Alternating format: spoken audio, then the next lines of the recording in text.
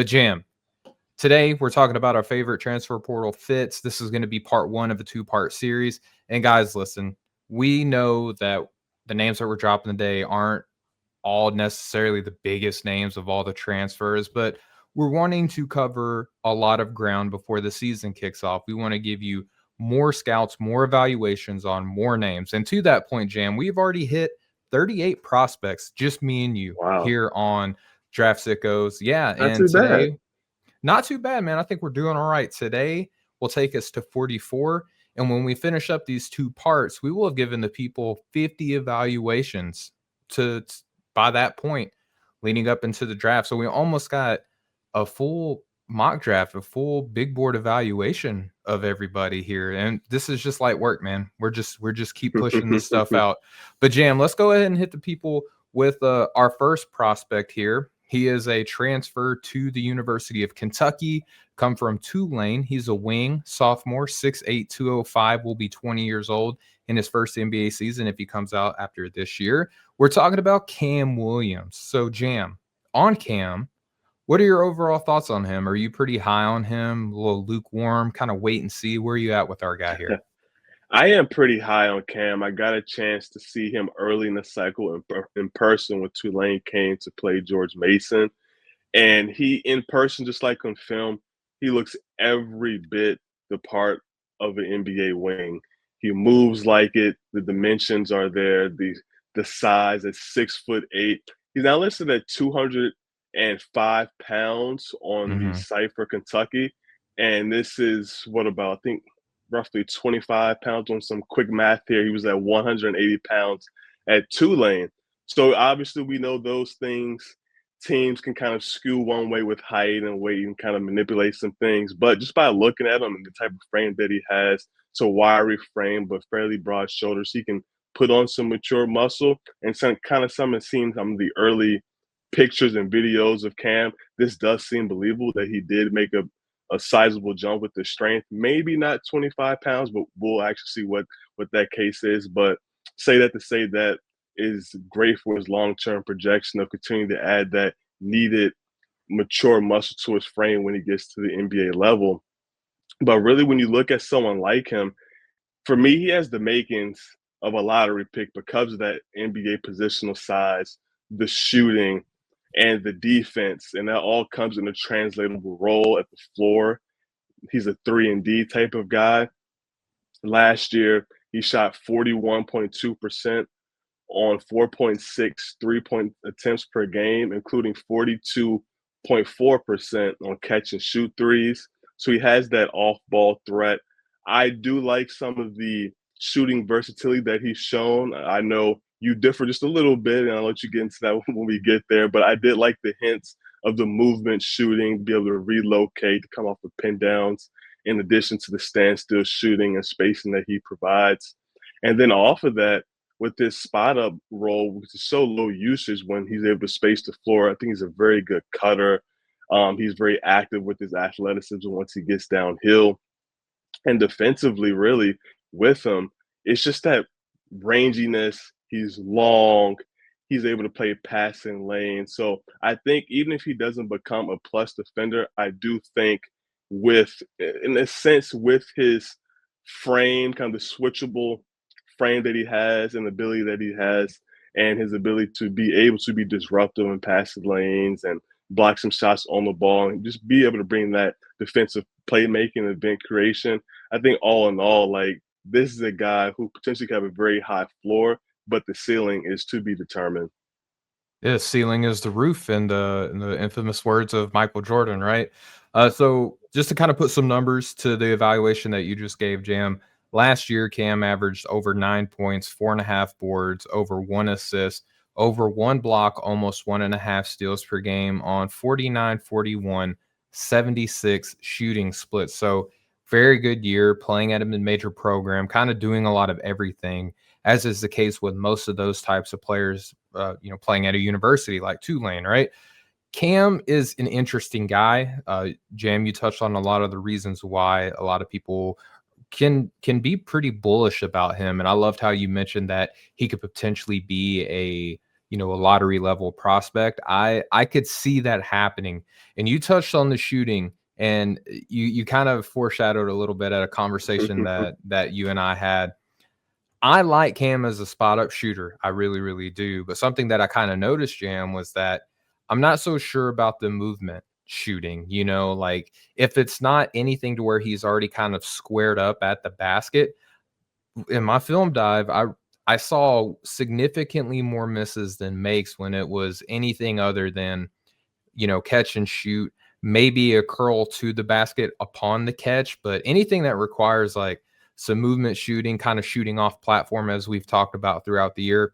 I noticed that Cam didn't really connect on a lot of those types of shots. Now, that might not necessarily be his role in the NBA level. This could just be like the most, unimportant aspect of scouting Cam Williams in the world. But I found it interesting that we were talking about Cam as as a lights out shooter, and movement shooting, shooting off platform, kind of contorting your body in such a way to where your upper body can be square at the basket, but is your lower body going to be set and feet pointing at the rim? That's that sort of a thing. I don't know if Cam is going to be like that.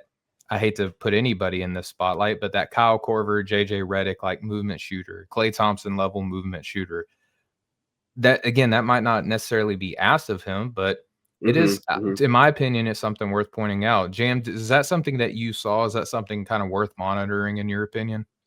Yeah, I think it's definitely worth monitoring, especially for any shooter. You always look at that type of versatility, just how many different ways can we utilize you as a shooter with your production as a shooter, your gravity as a shooter.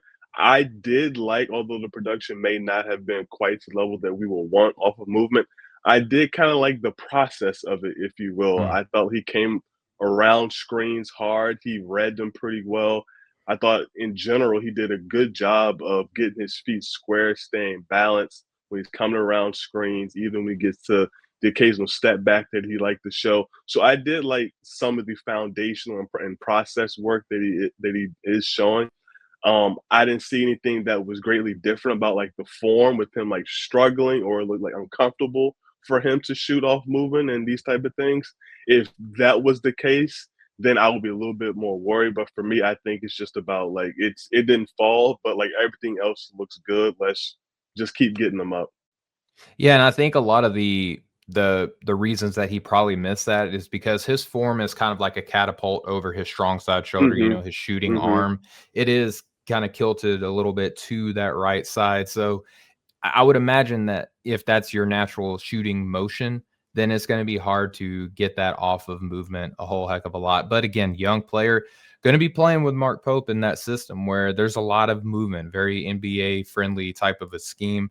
And Yeah. just quickly, another thing to mention here, you talked about the weight gain allegedly that he underwent, gaining Allegedly. around, that 25 pounds. It's not all that different from what we saw with Jaden Quaintance coming from Arizona State, allegedly around 40 pounds, so Hmm. there's a lot of muscle building going on Kentucky, in that bluegrass state there. But Jam, there's more to his game, in my opinion, than simply just being a shooter. Some things that I saw Yep. is that there's a little bit of driving kick to his game. Got the shot off quick, a bit of a step back. Again, I think that you can hit that step back if you're still facing the basket. You're not necessarily kind of like left to right traveling this more north to south. You're still kind of square. So I think that he can kind of hit that.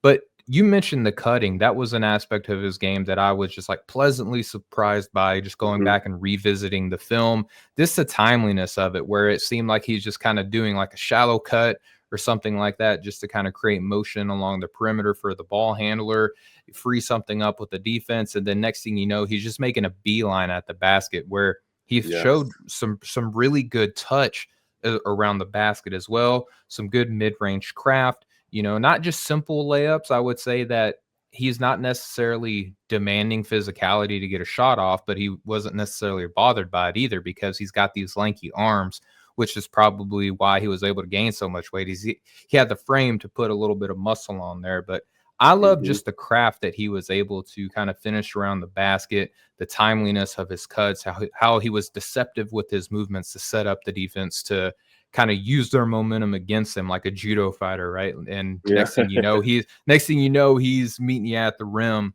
and laying one up and getting back on defense. What did you think about the non-shooting aspect of Cam's offense? Yeah, it was fantastic. You know, when he's primarily going to play an off-ball role in the NBA, we'll talk a little bit more potentially about him on the ball, especially at Kentucky. Yeah.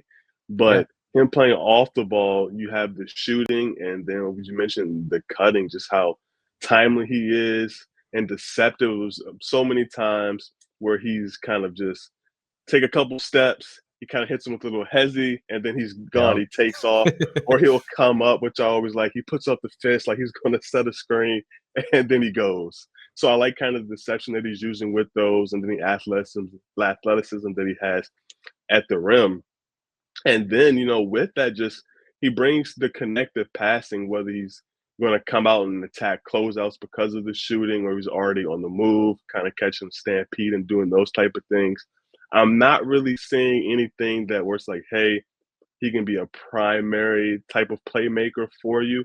We'll see where things go this year, especially if he can be a secondary guy that can do something on the second side of the floor. But I do like the connective passing. Like he'll swing it, he'll skip it, he'll try to make the right read and make that 0.5 second decision. So I do like those things about him off the ball as well. I think that that's an astute, kind of analysis of that. You mentioned the on-ball stuff, and now playing at Kentucky as a wing with Tulane, he was able to do a little bit of kind of like secondary, tertiary type stuff. I am kind Yeah. of concerned that we won't necessarily get to see as much on ball, with Jalen Lowe coming in. They brought in Jasper Johnson. They have Otega Hmm. Owe there, who is probably his last ditch effort to try to make an NBA roster. Probably wants to have the ball in his hand a little bit more, maybe a little bit of Jane Quaintance facilitating out of Exactly. the five. Exactly. There's a lot of people who have flashes of a passing feel and probably want to experiment a little bit more. I think that Cam probably is not going to get as many looks as a facilitator. So what I'm wanting to see, Jam, is how does he look as a connective player? And I feel like what we saw at Tulane, that's going to translate pretty well. I will say that I probably don't want him cooking off of a live dribble very much, but if he can make these kind of point 0.5 decisions where he's a stationary guy with a quick entry pass, whether that's an over the top of a defense, whether that's a slick Hmm. bounce pass, whether he's keeping the ball swinging, or maybe a pump fake, drive, draw in the defense and kick out to that same strong side corner. I think there's a number of different ways that he can be impactful as a facilitator, as a connective guy, but as a primary on ball facilitator, I don't know if we're necessarily going to get to see a whole lot of that, Jam. Yeah, I echo the same sentiments. The reps just probably won't be there for him this year. Hopefully, he still can have some moments where he is experimenting, be able to play pick and roll, get some things in the ISO, and be able to play in some space and see what he can do off the bounce. But yeah, just everything that you said, it's going to translate what he's done from Tulane to Kentucky, and he's going to play a very similar role in the NBA. And for me, that's the evaluators. I know for me, that makes the projection, the name of the game, so much easier. I've seen you do this at Tulane, and at a small level school. I'm going to see you do this at a higher level at Kentucky, and you're going to go transfer into a low usage role with the NBA size, the measurables, the coveted shooting, and the defensive playmaking. I really do like the floor that he does provide. Likewise, my friend. So let's talk about that defense. You just briefly touched on it. Are you in on the defense? Do you think that's a strong point of the game, or do you just think that he kind of does enough to get by with his offense being the primary, strength of his game? I do think that the defense is not just a passenger. It may not be the driving force of what Mm. the game is, but just with the physical tools, as I mentioned before, I don't really see a plus type of defender like on the ball. It's like, hey, I need you to go defend Tatum tonight, or I need you to go give Giannis some looks, or like I don't see him as like a wing type of defender. But I do like the tools. Maybe continue to get better at that, but the activity, the length that he has, the quick hands, he has good timing to block shots on the ball as well too. So I do like a lot of those things. We'll see what the switchability looks like. I want to see what he's like in space against point guards, what that looks like. I think that can enter the point of attack. Those are two huge areas that I think defensively can really raise his stock. But when you have someone with that NBA positional size, the activity, the defensive playmaking, I'll take that all day, even if kind of the shut down aspects or what you may want ideally from a wing defender quite isn't there right now. I would agree with that, and I think that Cam picked a really good school, in my opinion, to kind of accentuate his strengths and almost kind of put a safety blanket on some of the things that you might not necessarily be enthused about. And his defense to me wasn't terrible at all at Tulane. As a Yeah. matter of fact, I thought that I came away more impressed. Shout out to Ron Rosilla. I was actually more impressed with Kam Williams, defense. I thought that he held up well defensively, but if you consider who is on this Kentucky roster, Otega Owe is probably going to get the primary guy. Jaden Quayton is going to clean up a lot on the back end, where Quayton might be the best defender in this entire class.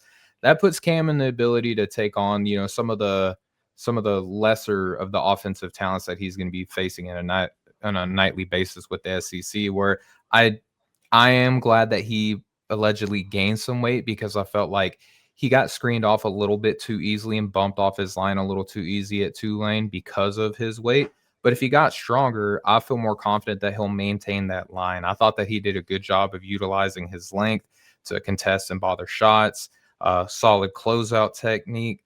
I thought that, he has quick reflexes. I wish he would have used those a little bit more, where he did play Yeah. more of a conservative role with Tulane, where he's kind of the low man in a lot of zone defenses. We see this a lot, right, with these kind of like mid-major schools, and you're 6'8", like, hey, bud, you're gonna have to give us We need you some. to do this. Yeah. Yep, we're gonna need you to be in the bottom corner on a 2-3 zone, right? So you're gonna have to cover a lot of ground, which I think has some utility, because if you have good ground coverage, then that's gonna help you in your rotations, whether there's a skip pass and you're going from help status to all of a sudden you're on the ball. I think that that bodes well for him translating up a level a little bit.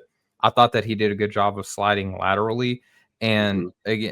again, the smart and quick hands could be beneficial for him. I just felt that he was a little bit too conservative. Hopefully with Kentucky this year, though, Jam, we see him up that level of intensity, because he's not going to necessarily have to be relied upon as much on the offensive end with this team. Yeah, no doubt. Where do you see him defending in the NBA? Is it just twos and threes? Any chance at the four, or how much at the four, or different types of fours, depending on the matchup? I think it's gonna be dependent upon the matchup. I like him on primarily twos, because I don't know what the strength looks like right now in the NBA. Yeah. If you're gonna be one of those three defenders, those are typically some of the more physically imposing players along the perimeter that you're gonna have to go up against. But again, this is a young dude, sophomore coming in this year, 20 years old come his draft season, if he gets drafted this upcoming season. So there's a lot of time for him to put Yeah. on, that grown man strength as he gets older, to where maybe he will become a defender of fours, which wasn't necessarily in the cards when Klay Thompson was coming out, right, of his rookie year. But eventually you get a little bit older, you get a little bit stronger, you have a greater understanding of how defense in the NBA works. You can't really rule it out, but I'm looking at him being like maybe a 1.5 position defender, like right out of the gates if Mhm. he comes out this year. I just need to see how the strength looks. How are you feeling about like that positional versatility that he might give on that end? Yeah, I'm definitely twos and threes, and more so kind of stretch fours, ones that aren't going to be so physical with them. But yeah, I do like the frame at 6'8", the long arms. It's definitely plus length, and the continued strength that he's adding. I think all that's going to be incredibly crucial for him to be able to defend twos and threes, handle bumps, absorb bumps, and hold his lines and those type of things. So I think he's on his way to be able to get the requisite weight and strength that he needs to be a solid defender. I can't help but agree, my man. So we're looking at a guy who we both look at offensively. Clearly a shoot first guy, right? He's going to be relied upon to be a floor spacer, like some of the passing. Would love to see that role increase a little bit. Probably not going to happen at Kentucky.